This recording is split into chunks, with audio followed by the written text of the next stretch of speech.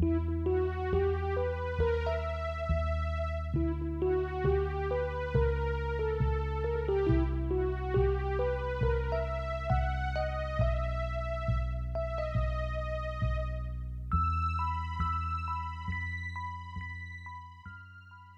following is a fan-made chapter reading of the Pale web serial novel by J.C. McCrae.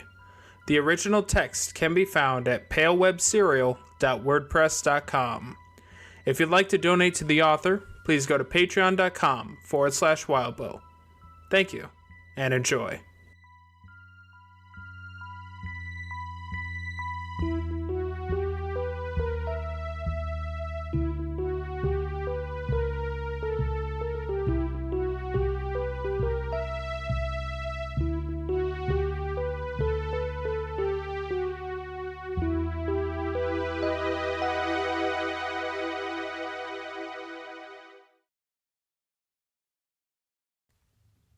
Shaking Hands, 9.4, Lucy.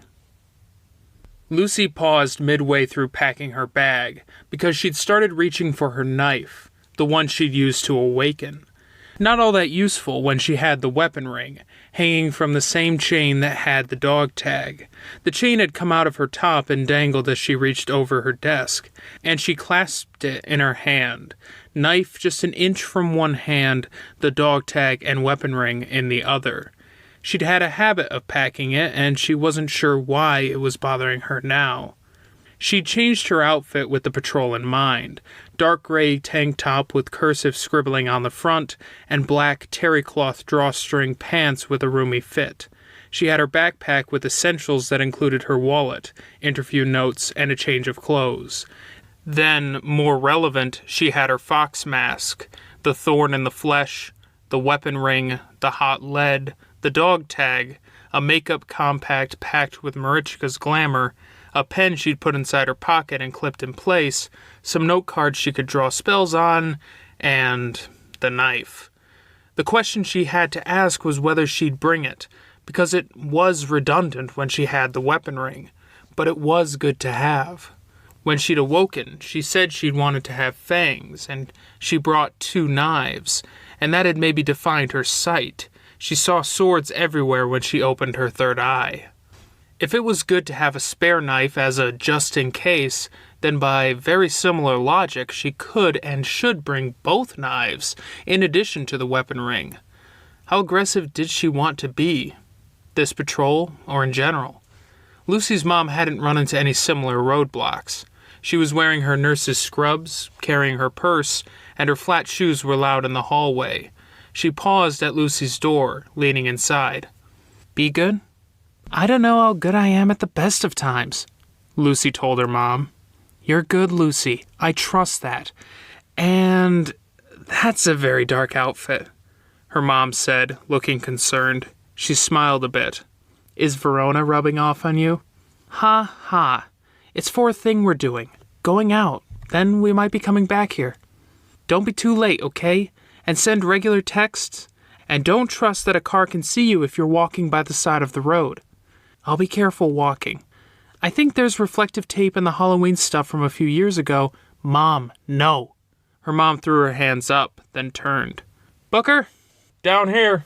If you're going to throw any parties while I'm out at work, clean up the evidence, please." "We're not going to throw a party, Mom." "But if you do, take it easy. Don't do anything that you can't clean up in time.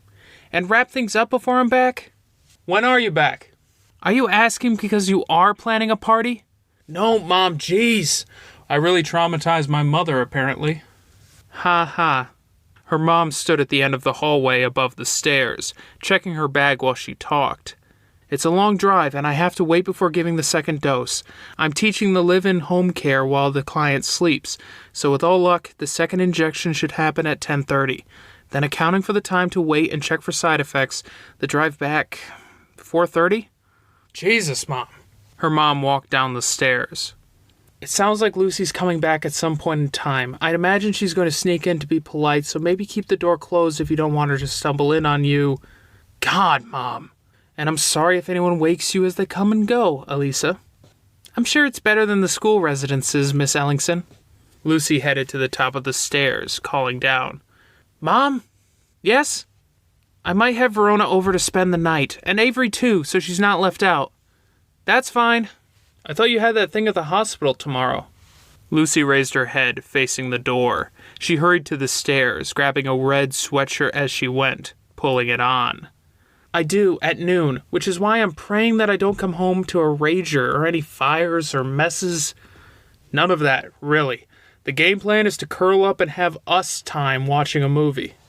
That sounds so nice, Mom said, as Lucy stopped midway down the stairs. I'm all partied out after the stuff happening every other day at the residences. Ah, I can believe that, at least. Now I feel better. You make me sound like some party monster trashing the house on a weekly basis, and I was not that bad, Booker said. He was lounging on the couch, Alyssa lying beside him, her head on his leg. I worried every time you were out, starting halfway through high school. Your poor mom, Alyssa said, lightly slapping his leg. What was that about the hospital? Lucy asked. Wow, Lucy, Booker said. If we drop a pin, you'll hear and make an appearance, huh? Aunt Heather discovered that the hard way, Mom said. Hospital? She asked again, more insistent. Nothing to worry about, her mom told her. You're obligated to say that, aren't you? It could be almost anything and you'd be trying to get me not to worry.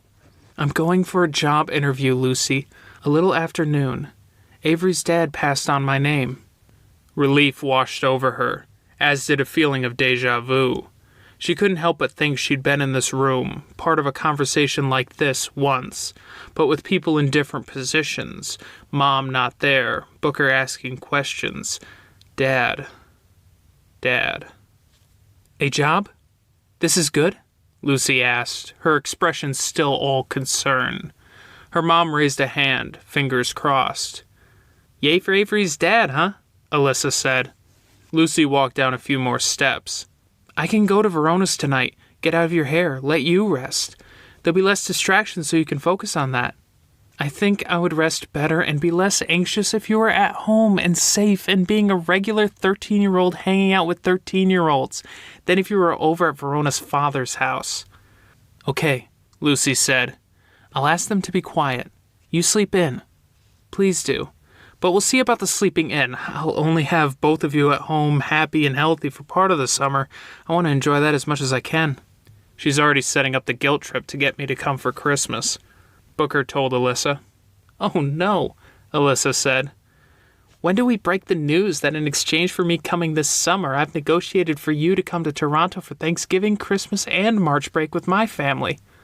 Booker laughed. Not funny, Mom said. And with that heartbreaking idea fresh in my mind, I shall go. The later I get there for the first dose, the later I get home. She walked by Lucy and gave Lucy a kiss on the top of the head before going to the door. Be safe, her mom called out. Talking to you too, Booker. Things have been less than great with crime, and I know there's a lot more police officers around. The implications of that were pretty obvious. Stay close to Verona's? Mom asked Lucy. I'll be heading out towards Avery's. Okay, her mom said. Lucy closed the door after her mom. I'm going to get my stuff and go. Have fun, Booker told her. She headed upstairs to her desk and finished gathering up her things. The knife in its leather sheath was deliberately left aside until the final moment. What was she doing? Why did this bother her? What kind of circumstances would she use it in? Hot lead spent, weapon ring useless, a desperate moment? A decisive one? A calculating one? Cornered? She touched the dangling dog tag, then pulled her top and athletic bra away from her chest to drop it and the weapon ring down where it would nestle at the center of her chest, dangling from a chain. She'd last used a dog tag to call John to the Blue Heron conflict. She'd brought it, and she'd used it, and she'd known. All of those things in their own desperate, decisive, calculating, and cornered ways. She'd known what she was doing. Even if she hadn't really thought about it, she'd known, and Toadswall had called her on it. And as a consequence, a man had been shot from behind. That man no longer existed in this world. If she brought this knife, would she find herself in a situation where she used it? There was a tiny chance that it could be a thing that made the difference between her and her friends being safe and healthy and whole, instead of one of them getting hurt and the others begging Mom for that nursing knowledge, or one of them dying. Stuff out there was dangerous and dark and twisted. And again, her thoughts circled back to whether she should bring 2 knives, if she should continue down that road to having more things that could save them in a pinch, more weapons, more things like a dog tag that could be deployed.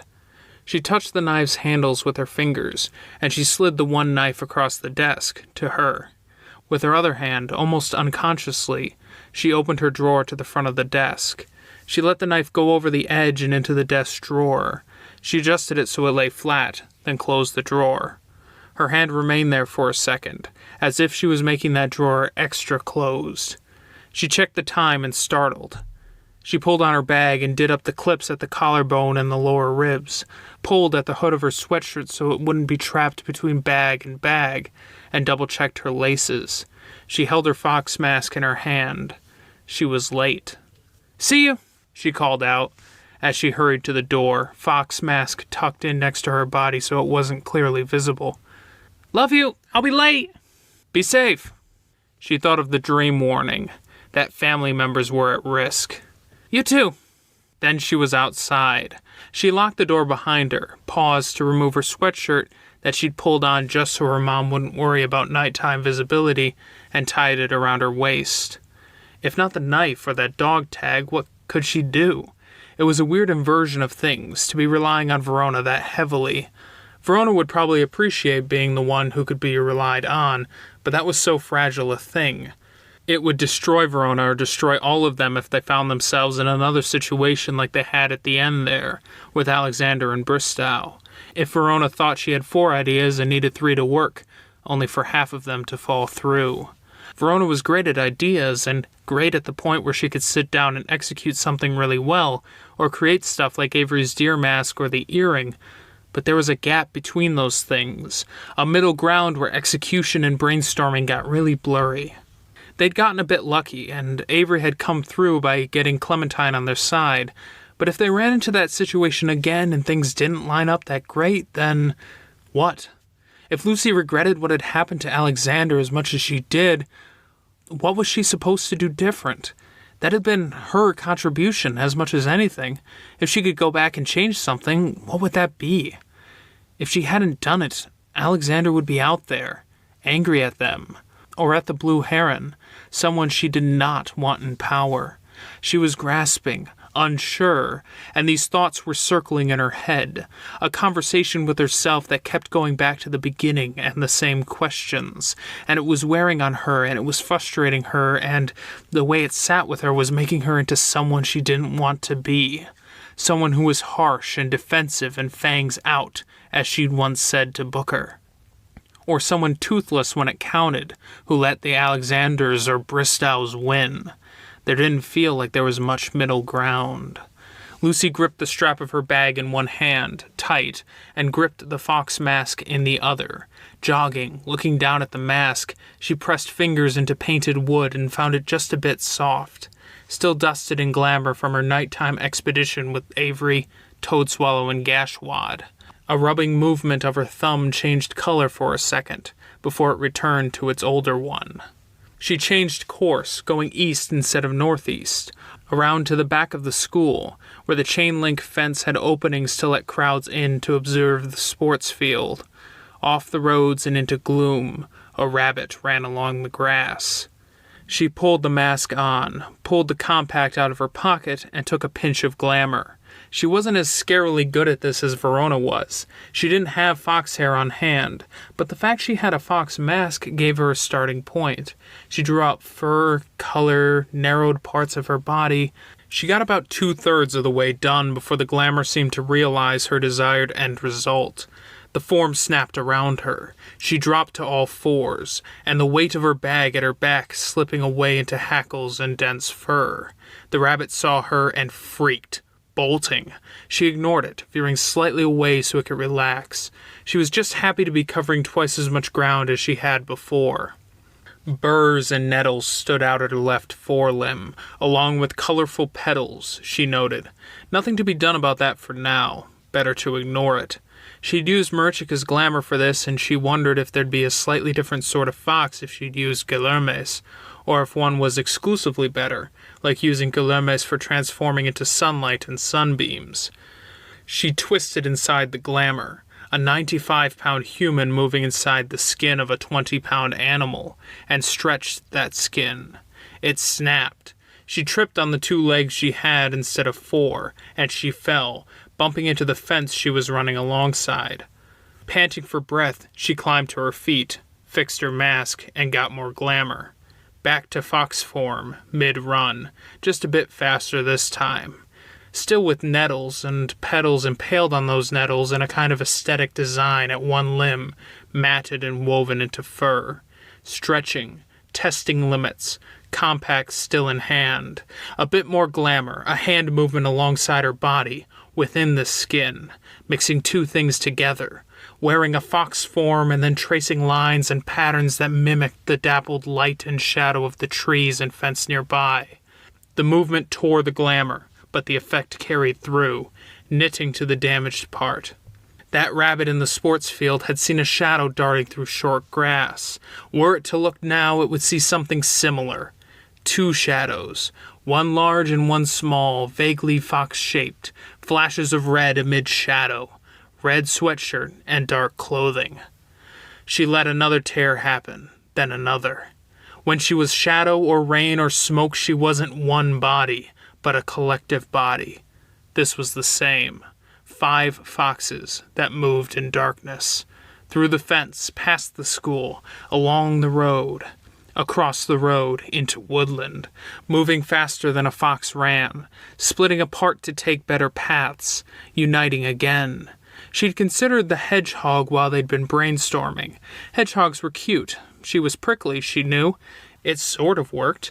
And there hadn't been anything that clicked for her as much as the cat had for Verona. Avery had mulled over a few options, but had known the direction she wanted to go. Something that ran.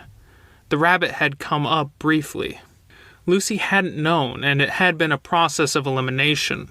No for the hedgehog because it was too defensive, too reactive. It was prey.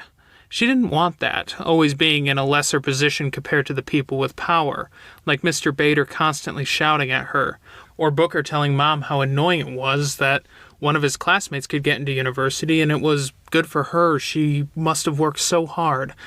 But when it came to him, how many of the other students and people thought he'd only got it because of the color of his skin, to fill a slot, even though he was smart and serious? Then she'd, while browsing hedgehog videos, stumbled onto a video about foxes dealing with hedgehogs. She thought it was funny, kind of, that a fox would get a hedgehog to unravel by rolling it into water, or by peeing on it, expose the soft, prickle-free underbelly, eat. Sad for the hedgehog, but darkly funny. She liked it. The fox was a trickster in folklore and fable. Liz had drawn comparisons between the fox and the rabbit on that front. She'd wanted to capture that somehow, and had even brought it up during Awakening. Except then Verona had been the one who'd ended up with the massive bag of tricks, and Avery was nimble and on the lookout for opportunity, and they'd settled into roles. She found them. One fox's eyes glowing red in the forest.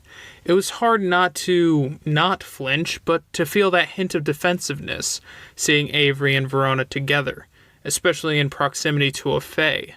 Guilherme and John were with them.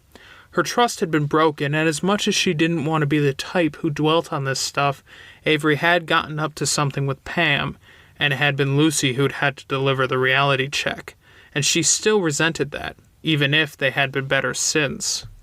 Stuff like that and the fact that they'd beaten her to the punch on some things meant Lucy had settled in as a bit of a hedgehog, prickly, reacting, grouchy, sitting back a bit more.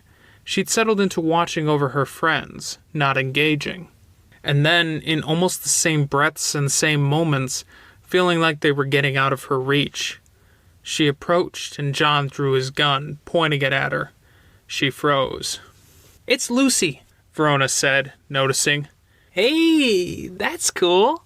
Verona approached, eyes flashing as she used sight, and she smiled, dropping to her knees and wrapping her arms around Lucy, fingers in shadow and fur, hugging her. I like everything about this." Lucy inhaled, smelling her friend with an animal's nose, relaxing a bit, and letting her guard down, making herself let her guard down some. Another fox of shadow approached Avery, and Avery touched her head, smiling down. She ran muzzle and face along Avery's hip.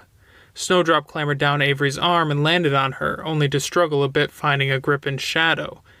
She turned her head sideways, muzzle against shoulder, to give a more of a platform for Snowdrop to rest on, leading into Avery for balance.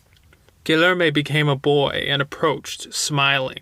The third fox that he was approaching made him come to her and watched everything about him carefully. He knelt and he began to pick the nettles and petals out of her fur. "There are many things I could say about this. I could ask what inspired it, or talk to you about training to do it more quickly in a pinch, naming them, and this would help with that. Or these nettles. The colors and barbs wouldn't cling to you so much if you didn't secretly like them." She kept that fox's expression neutral and gave nothing away as she combed her fur clean with fingers. A fourth fox watched everything from a tree branch above, keeping one eye on the surroundings, paranoid, looking for trouble. And the fifth stared at John, a distance between them. He'd put the gun down, but she didn't take her eyes off it. "Are you doing all right?" John asked. The fox's head nodded, very cognizant of how things were okay at home, of how Verona hugged her, fingers in fur and shadow, of Avery and Snowdrop's friendliness. One fox slipped away from Verona, a tiptoe flickering to cross the distance. The other let Snowdrop down easily to the ground before heading the same way. Guilherme gave the one closest to him a light push, helping her on her way, and the fox on the tree branch leaped down, becoming more shadow than animal to ease the landing.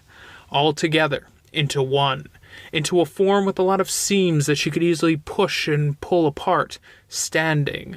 Moonlight through the foliage shifted, shadows moved, and the scraps of glamour moved with that shadow. Her skin was covered in a light sheen of tiny beads of sweat, her arm prickled with pollen and dust and fine needles, and her bag was heavy at her back. She let it down to the ground and pushed her mask up to the top of her head. "I'm all right, John," she told him. "Spending time with family, and I guess spending a lot of time in my own head, mulling things over." "If that dark fox pack thing is what we get from you spending time with family and thinking, then I want to hook up Booker and your mom to your veins and give you a stack of textbooks," Verona said. "Are you going to be all right with tonight's patrol?" John asked. Lucy shrugged and nodded. "How's Booker?" Avery asked. "Really good. It's so nice having him home. I might sob like the biggest loser in the world when he leaves." "Aw." "I'll leave them to you, John," Guilherme said. He approached, now a giant again, chest bare and broad and very fitting for his backdrop of trees and moonlight. He held out his hand and Lucy reached out to take what he was offering. He gave her a handful of the claimed nettles and petals. "I'll go attend that meeting." "Do you know how you're voting?" Verona asked. "About Zed and Nicolette and others coming in?" "You shouldn't ask that, Ronnie," Lucy said, frowning. "Democracy and junk." "I won't make any decisions until I've heard the arguments, but I have some thoughts," Guilherme said. "They have my vote already," John said.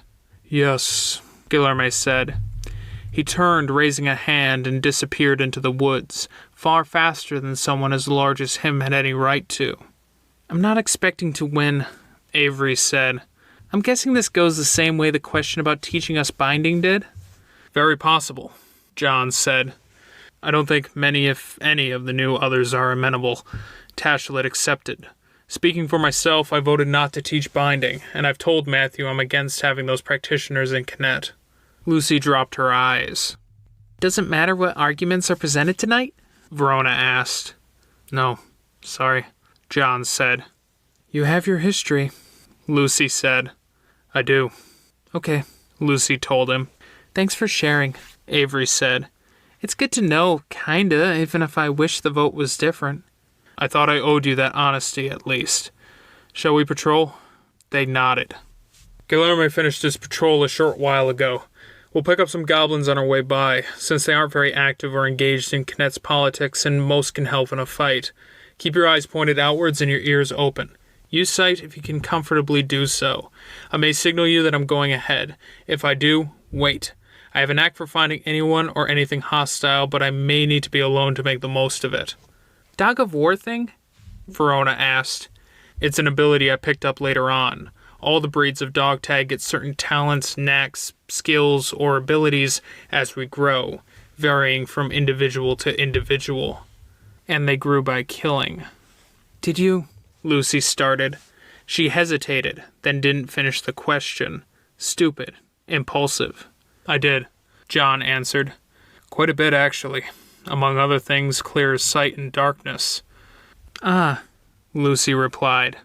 If there's trouble, I'll give you one of two commands, to help or to go.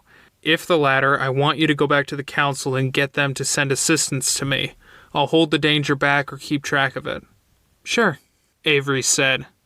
They walked, traveling through the woods. The ground sloped so it was higher on their right than their left, just enough so they could walk more or less normally, sometimes reaching out to brace against a tree, but there was still a worry that a branch or a patch of moss underfoot would slide and they'd go a bit down the slope.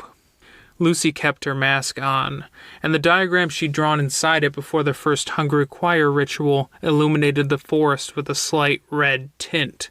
Verona's eyes were purple and glossy, reflecting the trees and the red dot of Lucy's eye, and Avery was in the woods with Snowdrop, off down the slope to the left, traveling a stuttering course where she'd walk around one tree and step out from another 10 feet away.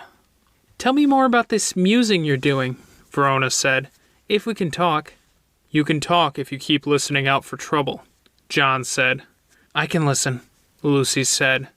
He nodded without turning around. Just thinking about practice and my role in the group. I know my role, Verona said. I know, and I think Avery does too, and I've got to find my role. I don't know. One I can live with.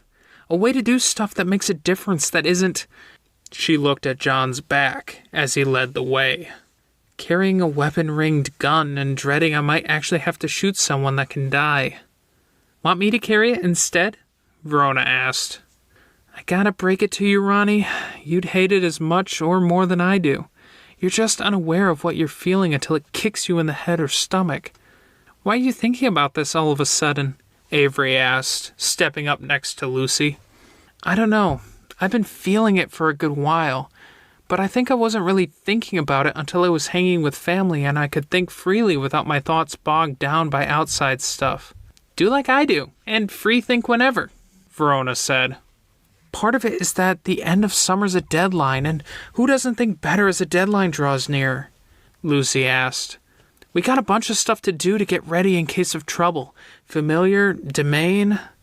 Maybe domain, Verona said. Lucy turned her head to look at her friend. I don't like the plot of grass. Doesn't feel me. You can make it you. That's the point. Doesn't feel me, Verona said, more firmly. Okay. Hey, John, Avery asked. Speaking of the end of summer, how do you feel about all of that? That's a complicated question, he said. Are you keeping an eye out? I am, Avery said. Lucy looked out through the trees, sight on, eyeing the crimson in the blades here and there.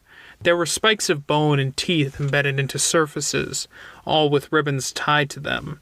A patch here or there where someone had gotten hurt. She avoided that slope. Is it a complicated question we could get an answer to? Verona asked. It's been made clear to me that they would prefer I take the seat. Ideally, we thought the choir would settle into the role, and I would be ousted. Now the choir is gone. Many are treating it as inevitable.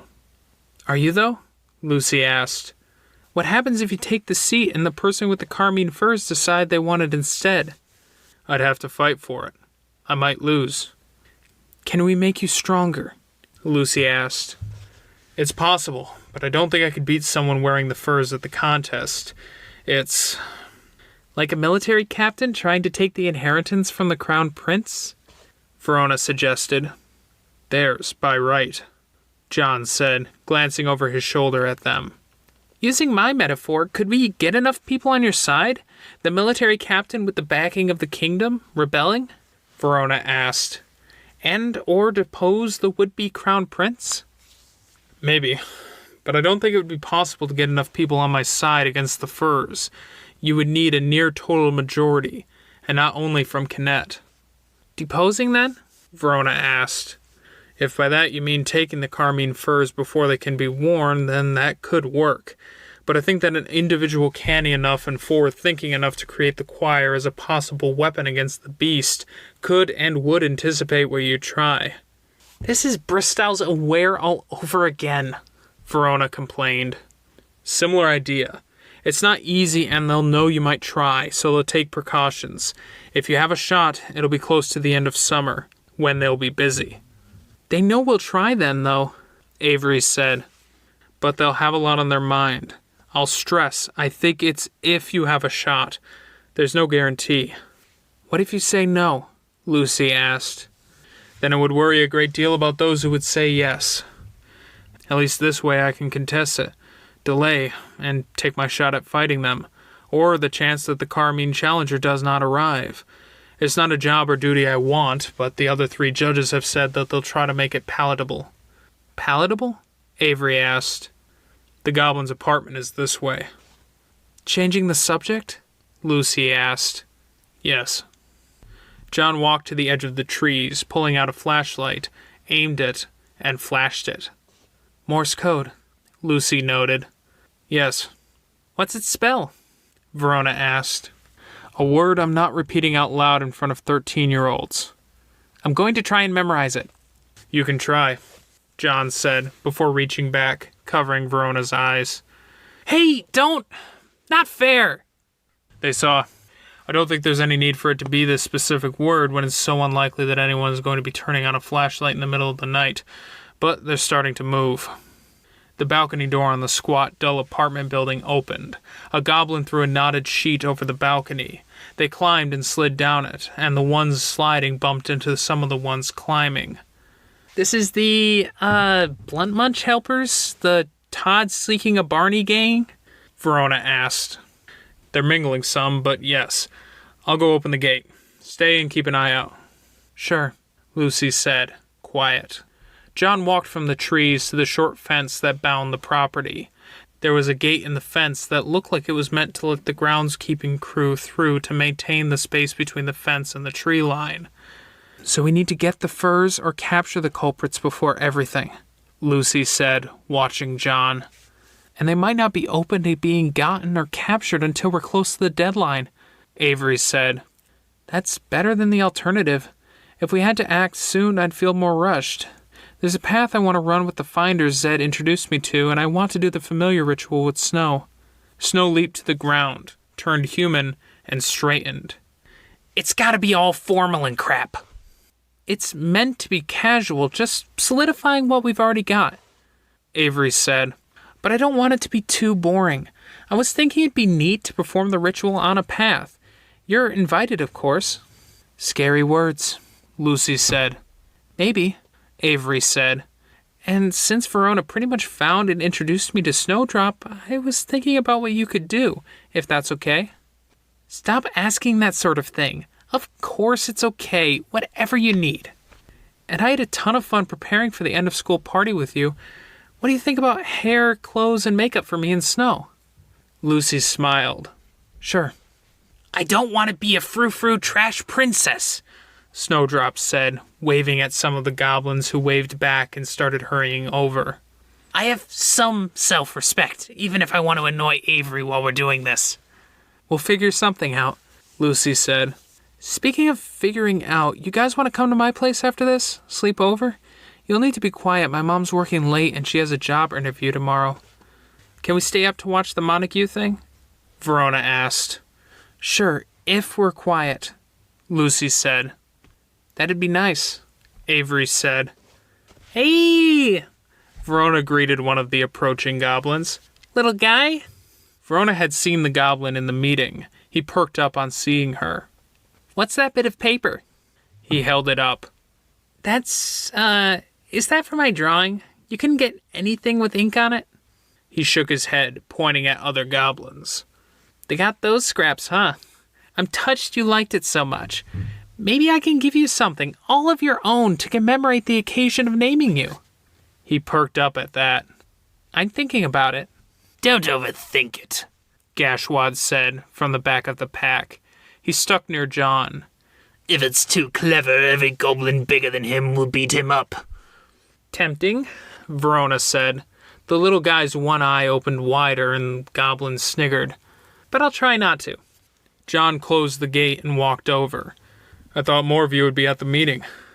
It's a snooze fest, Gashwad said. They know our votes. I only want and need a few of you.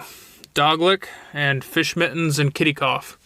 Some goblins chuckled and laughed. They seemed happy. Snowdrop was sitting in grass, her hands pushing against a goblin's, as the goblin tried to push her down onto her back.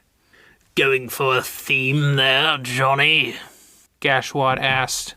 Why not? He asked. Why are you always with Doglick? Lucy asked. Because they seem to like the joke? John asked. And he'll be more helpful and obedient if it keeps the dumb joke going. Doglick yipped. Fish Mittens had eyes spaced a bit too far apart, a wide mouth, short legs, and long arms. Spines running down the goblin's back had skin stretched between them. Artificial spines, it looked like. From what Lucy could see, past skin stretched so thin it was translucent, the heads of long screws and things had been wedged in between vertebrae, points extending out. Mittens had dragged skin from arms down towards hands, stretching it, then secured it with screwed and bolted bracelets, and had apparently made it a process because a lot of skin had gathered around the hands over time. The end effect was like someone wearing a sweater with voluminous sleeves that extended over their hands. But it was skin. Since the fin arrangement bent the goblin forward, it was forced to use hands to help walk, and the pool of loose skin flopped and slapped against grass with each movement. Kittycough looked like one of those hairless sphinx cats, but with a skin problem, dental problem, and no real neck. Skinny, with ill-fitting skin and odd bone structure, eyes bright in the dark. She had her own balance problem because her body was so narrow and her head large compared to the rest of her. Rove, Doglick will show you how, John said. Travel around us. Look for trouble. Loop back. Repeat. If there's anything odd, report back first, before anything. Kittycough nodded as Doglick yipped. Mittens seemed so far out of it that it took him a second to catch up with the others. No, Verona said. Lucy looked over. The goblin was crouching on Verona's hand. A glistening finger extended out towards her wrist. Do not... He moved the finger closer. Don't do it, Verona told him. Or I'll drop you, and those guys might beat you up. We will. Goblins promised, clamoring, now hopping. A small gathering of 6 or 7 goblins bounced on the spot and groping at the air. Sharks beneath a plank by a pirate ship. He moved the finger closer still, looking up at her, his beak-like mouth drooping and out to the side, dopey. She jerked her arm, and he flailed, arms windmilling before catching his balance. A fake-out to scare him. Goblin teeth snapped beneath him. He considered for a second, then reached out again. Can he come with? Avery asked. If he doesn't smear anything gross on us? Yes, sure, John said. But we should go. Want to come on an adventure and get a drawing at the end, or do you want to get on my bad side? Verona asked. I appreciate the drive towards creativity and being a pain in the butt, but come on, it's way better if you don't. He's a goblin, Ronnie. Lucy started, stopped. The goblin sucked off whatever it was that was on his finger, and then climbed along Verona's arm to his shoulder, where he took a seat. Is pretty reasonable for his kind. Goblins booed and hissed and shouted insults at the goblin. The one-eyed goblin adjusted, bent over, and spread his butt cheeks at them, waving it around. Don't... Verona fended off the now upset goblins with one foot, balancing on the other. John walked between her and them, looking down at them in a stern way, and they backed off. He pointed, and Lucy, Avery, and Verona headed up to the denser tree line, Snowdrop following a few steps behind. John hung back to make sure goblins didn't follow.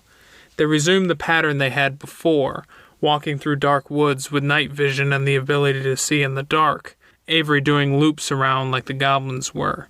About 9 and 10 times Lucy thought she saw something. It ended up being Fish Mittens or Kitty Cough. The other 1 in 10 times it was either nature playing a trick and making a bush or tree or rock look like something alive or an actual rare animal. The slope got steeper, but a path appeared and at least gave them even footing, more of a rise to their right, more of a drop to their left. There wasn't a lot of talking. Verona recapped some of the Ken stuff. Avery looped back their way, caught the tail end, and added, "I think you won't like him. He's got a perspective already decided by society?" Lucy asked. "Sure, and it's about as hard to budge as changing all of Kennet's mind. Anything that could budge it might get counted as interference, which might cause problems with the spirits or local others." "I see," Lucy said. "He said you're owed a gift, Lucy," Verona said. "Bit of city magic or shamanism." "I'll have to think on it," Lucy said. "He showed us one of those areas where there was fighting. Avery and Snow found some stuff. I found a bit," Verona said. She held out a knife and watch. "We found a mining pick, too," Avery said. "Put that inside a Warren's hole to pick up later. It was a pain to carry." "Want one? We still have to figure out if it's useful or if we can get any power or anything from it," Verona said. Lucy reached over, then took the watch. It was fogged up, to the point the hands didn't show. She turned it over, then clipped it around her backpack strap. They passed the little-used train station, and they had a view of the glittering north end of Kennet, the motel, the fast food places, the strip mall, and all of the other places with signs that were mostly aimed at the highway, which had 2 cars on it. Lucy watched, tracking them, and saw the cars move on. 1 car now none, now 1. "We'll cut across the north end of town," John said. "If we stick close to the highway, the goblins will be able to stay near us." "Sure," Lucy said. When they'd done surveillance on the local others, 95% of it had been really boring, and most of the remaining 5% had been boring. They hadn't turned up much except to get a general sense of where the local others lived, where they went most days, and who they talked to. The patrol was weird because she felt as on edge as she had during her first stint of careful surveillance, but it didn't feel like future patrols would get easier like the surveillance had. At the same time, it was a walk in the woods at night, and even with night vision there wasn't a ton to look at. "Is it normally this quiet?" Avery asked.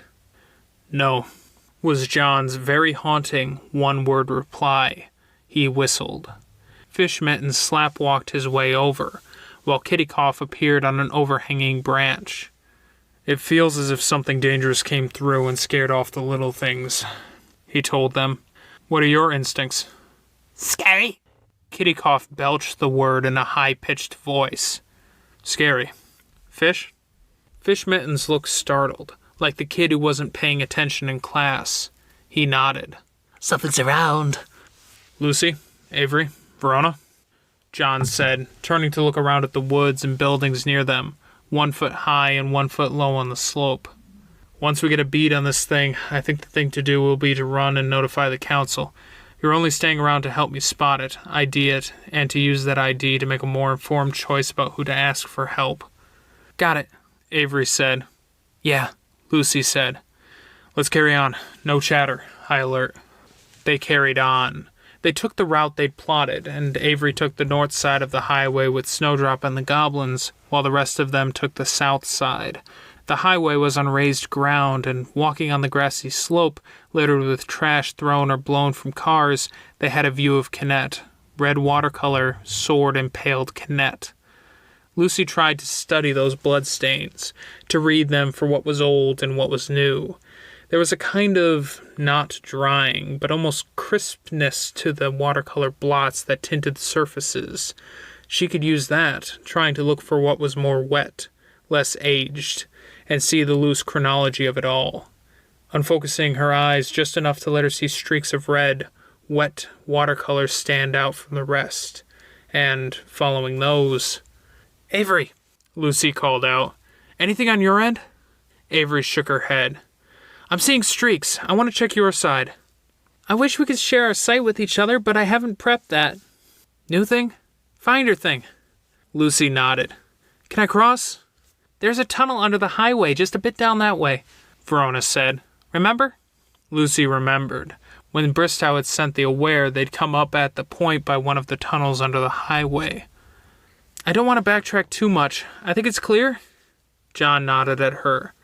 There were 3 cars on the highway. If she looked from one end of the horizon to the other, and none of them were close, she worried a cop would be looking or something, with the perfect excuse to arrest her for being dangerous, but she crossed without issue. She stood on the rise on the far side, and she couldn't see any streaks. Had another originated somewhere closer, near the highway? She had to cross again, checking. Avery used the black rope to carry the 3 of them over. "Sorry for this," she told John. "It's why you're here." They did end up taking a slight detour, looking for the origin of that streak. The tunnel was badly stained in much the same way that the street had been, where the 3 teenagers had been accosted. "It's the same tunnel, near the same point," Verona observed.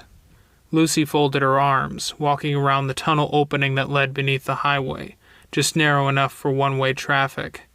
Kennet's others had stopped here and carried the carmine furs from the ruins to their vehicle. They'd taken that vehicle down to the west end of town, nearly hit Clementine, and then fled rather than engage. Clementine had had the chance to pick it up, declined, and 3 teenagers had grabbed it instead. They hadn't made it far. And they were still missing. It was still in the papers, big and small, around Kennet. Presumed runaways, after some stuff had come up about one of their mothers. It was thin, but people clung to offered straws. In reality, someone had come after them, probably someone from Kennet, and they'd reclaim the furs. This didn't feel like something that extended from that. This felt like a side effect, because the staining was thick, and it looked like something had painted a heavy streak near the tunnel, slipping off or out of a vehicle sometime tonight, had come to the tunnel, and then headed south into Kennet. Lucy took a pinch of glamour from Verona, since her own supply was low, and painted glowing streaks where the staining and streaks were thickest. She went to paint where the old staining from the movement of the carmine furs had painted the tunnel, and John was already there, hand on the concrete where the staining was worse. "Can you see it?" Lucy asked. He shook his head. "But I feel it." She nodded, uncomfortable. He'd inadvertently hit the same tone of voice he had that night, standing over Alexander. "It's taking a funny route," Avery said. "That's closer to the arena." "It likes the points where the carmine staining is thickest," Lucy said. "It came from the road to this tunnel where they moved the furs, and it makes sense that it would go to the arena." "Follow it?" Verona asked John. "Yes. Goblins, carry on with the casual patrol." They turned, heading deeper into town, toward the arena, following this trail, whatever this was. It was big enough to paint a strip 4 feet wide, capable of going over a guardrail and down a slope without doing noticeable damage, and it had scared off the local wildlife. "Would you have found this without us?" Verona asked. "I had a feeling near the tunnel. I could have sensed something. I wouldn't be moving this fast on my own," John said. 2 blocks, veering away from the arena, and then the trail went cold. No streak, no nothing. Lucy bent down near where the streak stopped. It didn't taper off, or lift off, or splatter. It was like someone had taken an eraser to it. "They're cleaning up," Lucy said, straightening. "Wiping away traces we could follow." "Who's we?" Avery asked. "The invaders?" Verona asked. Lucy walked out to the corner of the intersection, then turned slowly, taking everything in. They weren't far from the shady end of town with the fast food places, motels, and junkies. There was a food bank nearby here, and a fire station, and a couple of apartments. The library was a few blocks over, and the government building was another few more blocks. This was the administrative heart of Kennet, which was worrying in its own way. She was struck by a reminder of her mom's worry. If they were out super late and a cop car pulled around, there might be questions.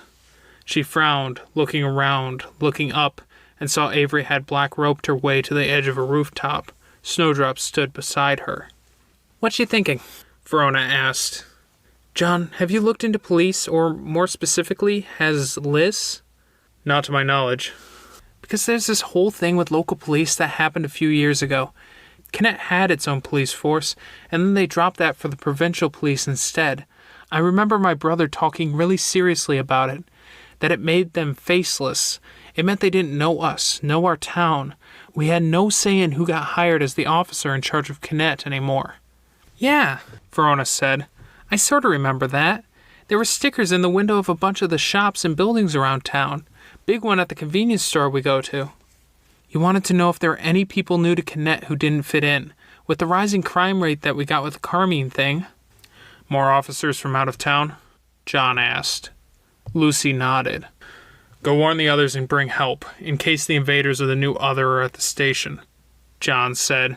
"I'll keep an eye out. Montague would be good. So would Jabber." Lucy took Verona's hand, running, and waved up to Avery. "Animal form?" Verona asked. "I'll need some of your glamour." "So greedy." Avery caught up, stepping out from behind a street light. Snowdrop right after her. They used glamour while running. Then they were birds. Verona clearly wanted to mess around, so Lucy flew into her. In the dark, with everything going on, they had to be careful. Owls were one thing, flying others were another. To Matthew and Edith's house. Before she'd even landed, her earring gave her an earful. This has been a fan-made chapter reading of the web serial Pale by J.C. McCrae. Read by me, Stephen. The original text can be found at palewebserial.wordpress.com. If you'd like to donate to the author, please go to patreon.com/wildbow. Thank you.